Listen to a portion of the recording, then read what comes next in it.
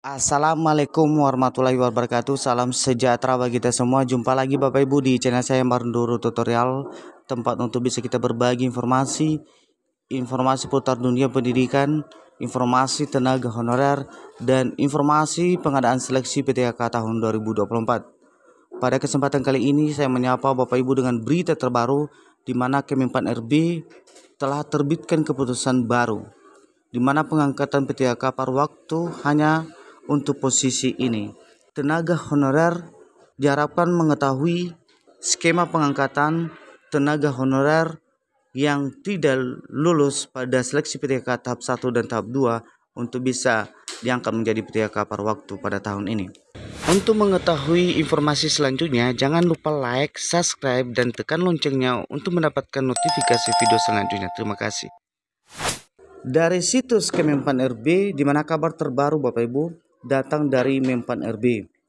Rini Widiantini selaku Menteri Pendayagunaan Aparatur Negara dan Reformasi Birokrasi telah menerbitkan keputusan baru tentang mekanisme pengangkatan PTHK paruh waktu nomor 16 tahun 2025. Aturan baru ini mengatur tentang pengangkatan tenaga honorer menjadi PTHK paruh waktu di instansi pemerintah. Bagi tenaga honorer yang berharap bisa menjadi PTHK, ada beberapa kriteria yang harus dipenuhi.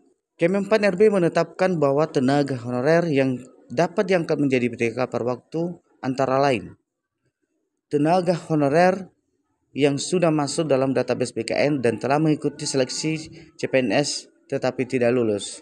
Yang kedua, tenaga honorer yang masuk dalam database BKN dan sudah menjalani seluruh tahapan seleksi PTHK tahun 2024 Bapak Ibu, tetapi belum mendapatkan formasi yang sesuai dengan kebutuhan instansi pemerintah.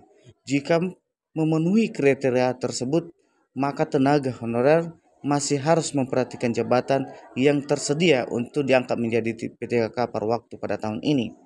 Kemenpan RB menetapkan bahwa hanya 7 jabatan yang bisa diisi, antara lain yang pertama guru dan tenaga pendidikan, yang kedua tenaga kesehatan, yang ketiga tenaga teknis, yang keempat pengelolaan umum operasional, yang kelima operator layanan operasional, yang keenam pengelolaan layanan operasional, yang ketujuh penataan layanan operasional.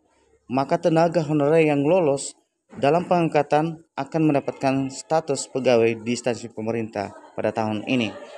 Maka dengan skema pengangkatan paruh waktu sesuai dengan aturan yang telah ditetapkan ini dalam keputusan Menteri Pan RB nomor 16 tahun 2025, di mana keputusan ini menjadi angin segar bagi banyak tenaga honorer yang belum berhasil menjadi PTHK penuh waktu pada tahun ini. Demikian informasi yang boleh kami sampaikan. Inilah kabar baik dari tenaga honorer yang tidak lolos dalam seleksi PTHK tahun 2024 kemarin, baik tahap pertama maupun tahap kedua yang akan diangkat menjadi PTHK paruh waktu pada tahun ini. Sesuai dengan peraturan yang telah ditetapkan dalam aturan terbaru ini, maka pengangkatan tenaga honorer dengan 7 posisi lowongan yang harus ditempati oleh tenaga honorer yang wajib diangkat menjadi PTHK paruh waktu pada tahun ini. Demikian informasi yang boleh kami sampaikan. Semoga informasi ini bermanfaat dan kami ucapkan banyak terima kasih.